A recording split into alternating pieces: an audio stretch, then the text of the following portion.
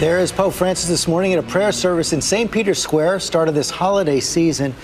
And it comes on the heels of a remarkable document he released this week. We're here with the roundtable to discuss that. I want to read some excerpts of it first, though. It's called The Joy of the Gospel. It talks a lot about our duty to the poor, and he comes out against what he calls the globalization of indifference. Says, thou shalt say, thou shalt not to an economy of exclusion and inequality. Such an economy kills. How can it be that it is not a news item when an elderly homeless person dies of exposure, but it is news when the stock market loses 2 points? Takes on trickle-down theory. Says it has never been confirmed by the facts and expresses a crude and naive trust in the goodness of those wielding economic power. And finally then goes directly into political debates. He says, I beg the Lord to grant us more politicians who are genuinely disturbed by the state of society, the people, the lives of the poor. It is vital that government leaders and financial leaders take heed and broaden their horizons, working to ensure that all citizens have dignified work, education, and health care. Peggy Noonan, in some ways, a summary of all the things we've been seeing from the Pope in the last several months. And he didn't necessarily change church doctrine, but kind of reordered its priorities. Well, each pope, in the way he speaks about the problems of the world, shows the world his own thinking and his own sense of priorities. This pope, first of all, he continues to fascinate. He excites the imagination of the world. I've never had so many friends of various sorts and backgrounds in this city and in Washington say, I love this man so much, I'm considering becoming Catholic. Have you heard that, people? I'm actually hearing it from people. They're like, wow, could I join? There's many different ways to approach the Pope's paper, which is long and which dealt with many things. One of the thoughts I had briefly was this. Our modern popes have tended to be European social democrats. Socialism is not something that has upset them. Communism has. They grew up in a certain world, and they grew to understand the economic ways and practices and traditions of the West, the free place, which was very helpful to them as the cardinals who became popes, resisted the communist world. Now we have a new pope, Francis from Argentina. His tradition is different. He may indeed view capitalism with a more jaundiced eye. Certainly he views it in a way of critiquing it that previous popes have, but he may be bringing something else which will be revealed in time. We will figure that out in time. And he seems to be wanting to take some of the heat out of the political debates here in the United States as well. I was struck also, Keith Ellison, by he seemed to suggest that bishops should not be denying communion to politicians who support abortion, which has been a big controversy here in the United States. Well, so much of the gospel of Holy Scripture is about our duty to the poor, the key issues that animate people's lives every day. Can I make enough money to put food on the table? You know, you hear people say, I can't survive on $7.25 as they are standing outside protesting a McDonald's or a Walmart or you name it. And he's speaking to their reality.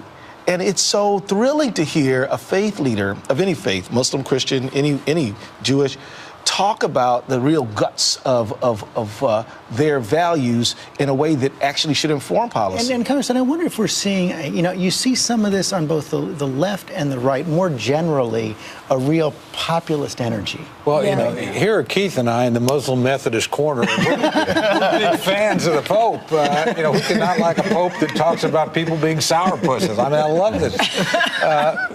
And I think this is a very helpful message in terms of what our obligations are as individuals. On the other hand, I'm also an Adam Smith Wealth of Nations guy, and I look at capitalism as something that has generated more wealth and changed more lives for the better than any other economic system. But that doesn't mean that there's not a place in it to regulate it. That doesn't mean that there's not a humanity that needs to operate within it. And I think the Pope's reminded of that. So I don't see this as an attack on the existing system, but I see it as a very useful corrective and a call for us to be better people. It's rare, too. I mean, every move this Pope has made seems to be the perfect move. It's just rare in today where, everything gets criticized, everything this person has done. And it does speak the greatest campaign strategist of our time. Well, you guys can maybe take some lesson from him. Yeah, we could. About reinvention and inclusion. Republicans learn. All of the leaders look at that with envy. We just have about a minute left. Before we leave, I want to show a little bit of President Obama's interview with Barbara Walters, where he suggested he might stay in Washington after leaving office. She'll be a sophomore in high school. So you may want to stay in Washington because of Sasha. Well, I don't want to pin you down, but I am. Let's put it this way. Sasha will have a big vote. Obviously, they've, and Michelle have made a lot of sacrifices on behalf of my cockamamie ideas of running for office and things. And so I want to make sure that it's good for them. David Plouffe, the president, maybe being a good father and a good husband right there. Is it realistic that he could be the first president, I think, since Woodrow Wilson to stay in Washington after? Well, you got to do right by your kids. So I think most presidents want to escape Washington at the end of their second term, but you got to do right by your kids. And by the way, it's a good thing he won re-election because he might have had 6 years in Washington as a former president. Woodrow Wilson stayed in Washington because he was dreadfully ill. He had had a stroke or a series of strokes, and so he was not well, so he moved a few blocks away from the White House. I think we'd all agree, in general, it is very good when presidents arrive from a real American place. And it's very good when they get their job done to leave and get home and go home to the real American place, as Harry Truman did, as Reagan did. But I'm really glad that the president did that, because that's a part of him that I think Americans need to see. He is a wonderful father.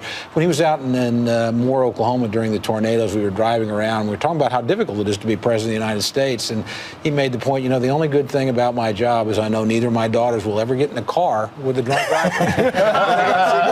But he thinks about that. I found it very endearing. That's part of my like. George, I love it when the president reveals that he's a regular person. He's in anxiety over some of the issues he's facing right now, and I believe he has the ability and the persistence to push this thing through and to help realize some of the vision that that Pope Francis has talked about. And we're many years away. 3 more years left, of course, in the White House. Thank you all. It's a great roundtable.